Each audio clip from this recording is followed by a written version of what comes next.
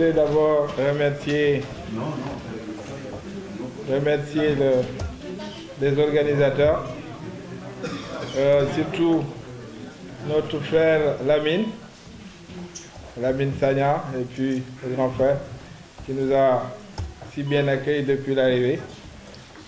mais notre coordonnateur aussi, Lamine Sané, tous ceux qui sont venus de Elche, ceux qui sont venus de Alicante comme Gomis, et puis de Almeria, de Murcia. Je voudrais vraiment saluer tout le monde. Donc je pense que Macky bu ñëwee fii dafa ne déjà dina ubbi benn bureau consulaire au niveau de Madrid, de Barcelone. te waxoon naa au niveau de l'Assemblée que loolu dafa war a jeex, que depuis 1960 que le Sénégal est indépendant, toujours on a les mêmes problèmes dans le niveau de l'immigration. Mooy problème mu kayit, problème mu passeport, problème excès de naissance, qui wax na fi double nationalité, parce qu'il y a les commissions mixtes yoo xam ne dañu war a toujours continuer di daje. Commission mixte Sénégal ak Espagne war nañ daje souvent pour poser les problèmes qui existent entre les deux pays, peut-être sur le plan bilatéral, mais aussi l'immigration, parce que Espagne bokk na ci pays yu gën a rëy en matière d'immigration. Et je considère que pour man suñu gis-gis ñun au niveau de l'Union centriste du Sénégal dañu war a jël les 10 pays d'immigration, les 10 pays où il y a le grand nombre de Sénégalais, ñu def leen benn discrimination positive. C'est-à-dire que toutes les grandes villes yoo xam ne am na civil yooyu dañ fa war a ubbi ay bureaux consulaires pour d'abord rapprocher les Sénégalais des services de l'État, pour que seen doom yi bu ñu juddoo ñu mën leen déclarer. Bu ñu amee ay problème passeport, problème excès de naissance, problème de carte d'identité, ñu mën ko fa defar au lieu que ñu déplacer wu di dem y a des kilomètres et des milliers de kilomètres. Bu ñu fa demee du ñu mën a aussi am accueil bu war. Donc je pense que loolu c'est important pour décentraliser l'état civil au niveau des grandes villes. Loolu bokk na ci suñu politique boo xam ne war nañ ko sumb. Leneen li aussi, c'est vrai que les projets yoo xam ne gouvernement bi war na ko def avec le programme d'appui au niveau des Sénégalais de l'extérieur, c'est important sur le plan économique pour jàppale leen ñu dellu au niveau du Sénégal comme il est prévu, mais aussi au niveau foo xam ne fu ngeen nekk, il faut aussi ñu am benn politique sociale. Il faut que les immigrés aussi soient assistés, parce que ay Sénégalais nga et vous participez. Bu ngeen jëlee part boo xam ne immigration moom lay indi ci dans l'économie nationale, c'est énorme. Donc il faut que ñu jàppale leen, parce que c'est pas toujours que le immigré di nekk apte pour travailler. Donc il faut toujours calculer que dina am ay temps yoo xam ne ngeen am ay jafe-jafe de toutes sortes, comme ceux qui sont restés au Sénégal. Donc il est important que ñu def des caisses de solidarité, benn genre fonds de solidarité boo xam ne day nekk ci ambassade ou bien ci consulat généraux yi, pour que chaque fois bu immigré bi demee bu am ay jafe-jafe te amatul doole, te ñu prouver ni que amatul doole, mu soit mu feebar ou bien mu nekk ci jafe-jafe justice, ou bien kenn ñaanu ko yàlla mais dee ak dund ñoo ànd. Loolu il faut mu am benn fonds boo xam ne dina permettre ñoo xam ne peut-être que am na ñoo xam ne bu ñu peut-être nekkee ci jafe-jafe yooyu am nañu moyen pour delluwaat Sénégal, mais am na ñoo xam ne du ñu am moyen. Donc il faut penser à cela. Ñu def benn genre de caisse de solidarité au niveau des ambassades ou des consulats, de telle sorte que bu jafe-jafe yooyu amee, au lieu que ambassadeur bi seulement ou consul bi di décider, mais nañu def benn genre conseil d'administration boo xam ne les associations d'immigrés dinañ bokk ci conseil d'administration boobu. Bu ko defee, quand un cas comme ça se pose, le conseil se réunit, statuer pour que ñu mën a soit rapatrier quelqu'un qui est décédé et qui n'a pas les moyens dont les parents n'ont pas les moyens de retourner la sépulture, ou bien alors s'il y a un grand malade, quelqu'un qui veut aller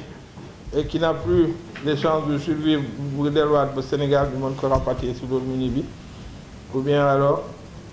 ñoo xam ne dañu nekk ci jafe-jafe justice,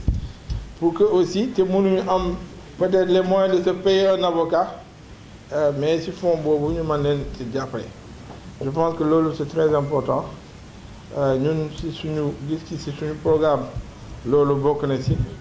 mais leneen loo xam ne aussi mooy seen jafe-jafe mooy les voitures que vous amenez souvent au Sénégal qui posent des problèmes bon ñii nee nañu 5 ans ñii ne 7 ans ñii nee nañ dem 10 ans ñii nee na 15 ans moi je pense que nekkoon naa ministre de l'industrie généralement ñuy jënd les voitures d'occasion là mënuñu jënd voitures yu bees ce sont pas les mêmes clients c'est pas la même clientèle donc il faudrait que état bi jël conscience que oto mën na am 2 ans gën a bees oto bu am oto mën na am 10 ans mu gën a baax oto bu am 2 ans c'est pas un critère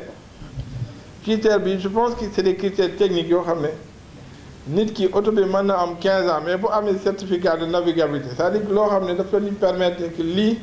bu mënee daw mën na daw France mën na daw Espagne polluewul dina mën a daw Sénégal par conséquent il faut que ñu am ay système de contrôle au niveau ici espagnol soit ñu signer ay convention avec le gouvernement espagnol au niveau du port ñu tester la voiture pour ne voiture bi c'est apte à rouler bu dee defuñu système boobu ñu def ko au niveau de Dakar au niveau du port de Dakar ñu vérifier oto bi ndax mën na daw quel que soit l'âge si la voiture est apte à rouler et n'est pas une voiture très polluante mais il peut toujours être dédouané sans tenir compte de l'âge je pense que loolu en tout cas ñun dinañ ci liggéey loolu dinañ ci wéy et puis avoir souvent aussi des concertations avec les associations d'immigrés que ce soit les ambassadeurs ou les consuls généraux ñu bañ a am aussi ku nekk toog foo xam ne foofu la nekk bañ a am diisoo seen biir je pense que c'est important qu'il y ait un dialogue de façon permanente pour que Sénégalais xam ni que seen administration mi ngi seen wet parce que tant qu'il n'y a pas de dialogue il y a un semblant d'abandon des Sénégalais de l'extérieur te yéen vous êtes une des ressources les plus importantes de notre pays Sénégal dafa war a nekk seen wet en tout cas ñun loolu suñu politique la ñu bëree dañ naan il paraît que am na ñoo xam ne xamuñoon ni am naa parti man jógee naa PDS bu yàgg je pense que j'étais le premier à sortir du PDS parce que dama ne woon damay gunge Abdoulaye Wade je pense que ñëpp ñoo xam ne suivre nañu l'actualité au Sénégal en 2012 ñu bëri dañ ma doon génne PDS parce que dañ ma fa doon bundu xataat mais pour man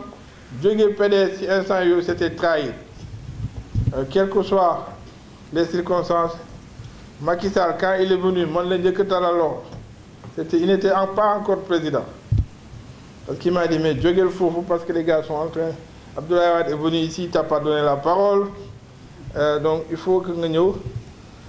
on va aller ensemble j'ai dit Macky c'est vrai que tu es mon ami tu es mon goro tu es mon parent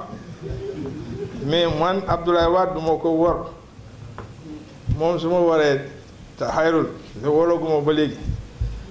donc mais dinaa ànd ak moom ba ñu daanu mu ñu daanu nag mu jógaat dam su ma créé sama kër loolu laa def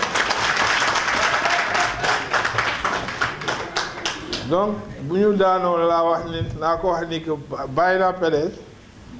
damay créer j'avais 2 alternatives soit ma bàyyi politique carrément je vais retourner à l'international ou bien ma jëlaat moom baptême de pèlerin ne woy léegi damay bëgg a def politique ma ne mais à partir de cet instant là nekk naa ci ginnaaw Abdoulaye Wade dootuma nekk ci ginnaaw kenn sur le plan politique donc il faut que je construise avec des amis notre propre maison te kër googu mooy UCS ñu bëri dañ leen ne waaye dafa créer parti pour ànd ak Macky Sall pour dem su ma waroon ànd ak Macky Sall ànd naa moom bu yàgg le parti là on l'a créé c'est pour aller conquérir le pouvoir 2017 waxoon naa ko fële Paris nee naa leen yàlla rek mooy tere ñu dem foofu dem présidentiel dinañu dem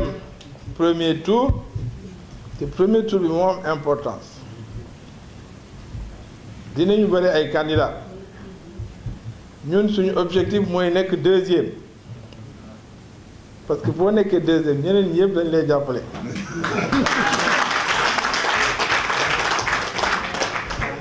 Donc d'où l'importance li may def nii je fais le terrain pour que bay xamal nit ñi sama projet de société pour que nit ñi adhéré parce que Macky Sall loolu la defoon ba gagné ñële am 26%. bu ñu liggéeyee mën nañu ëpp 26% parce que Macky Sall ëpp ñu base moom base am c'était Fatick, c'était Fouta et c'était la diaspora et il est en train de perdre la diaspora.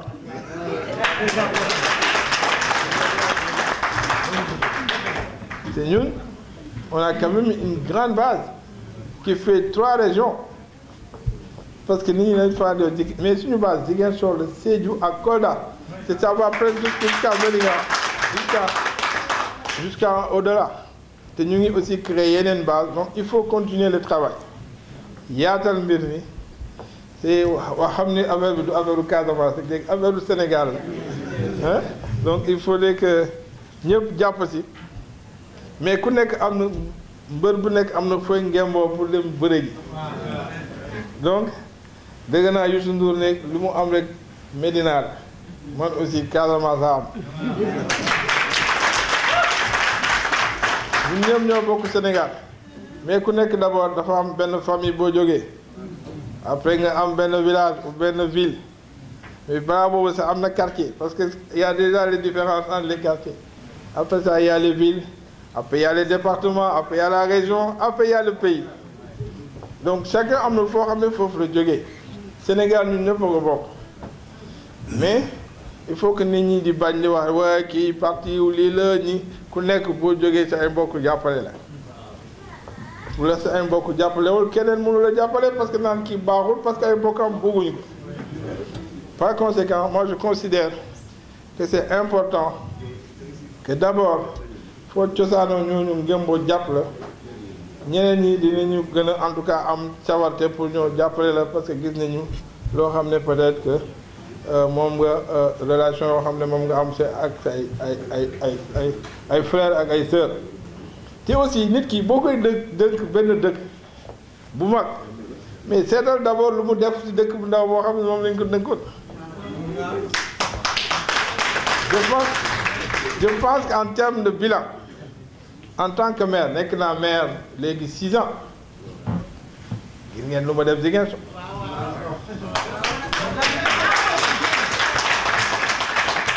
sama goro bu fi nekk Macky Sall nekkoon na maire Fatick 7 ans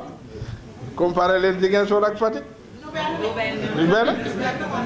donc par conséquent wane naa sama mari si sama dëkk